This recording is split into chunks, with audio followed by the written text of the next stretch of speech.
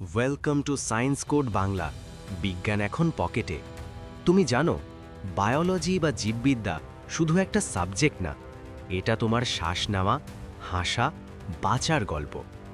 তবুও পরীক্ষার হলে যখন প্রশ্নপত্র খুলে বসো, ঠিক তখনই বুকের ভেতর একটা চাপা ভয় কাজ করে। পারবো তো? সেই ভয়টাই আজ শেষ হবে।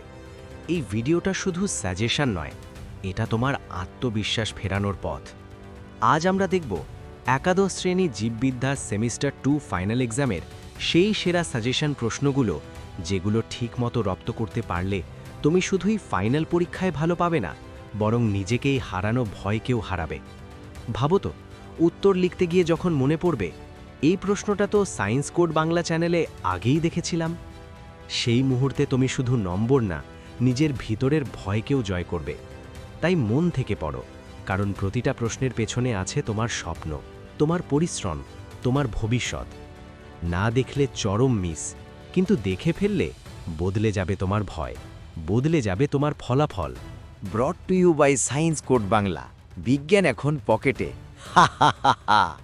চলো প্রথমেই এক নজরে দেখে নেওয়া যাক উদ্ভিদ সারির তত্ত্ব, সালোক সংশ্লেষ বা ফটোসিনথেসিস অধ্যায় থেকে গুরুত্বপূর্ণ প্রশ্নগুলো। কোয়ান্টাম ইল্ড বলতে কী বোঝো? ক্রাঞ্জ অ্যানাটমি বলতে কী বোঝো? জেড নকশা আঁকো ও ব্যাখ্যা করো। সালোক সংশ্লেষকে কেন অঙ্গার আত্তীকরণ বা কার্বন অ্যাসিমিলেশন বলা হয়? নন ফোটোকেমিক্যাল কুইঞ্চিং বা এনপিকিউ কী?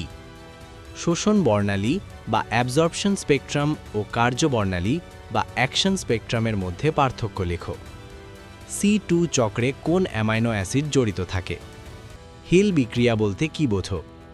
ক্লোরোফিল এ ও ক্লোরোফিল বি এর মধ্যে পার্থক্য লেখো। এমারসন প্রভাব বা এমারসন এফেক্ট কী? ব্যাখ্যা করো।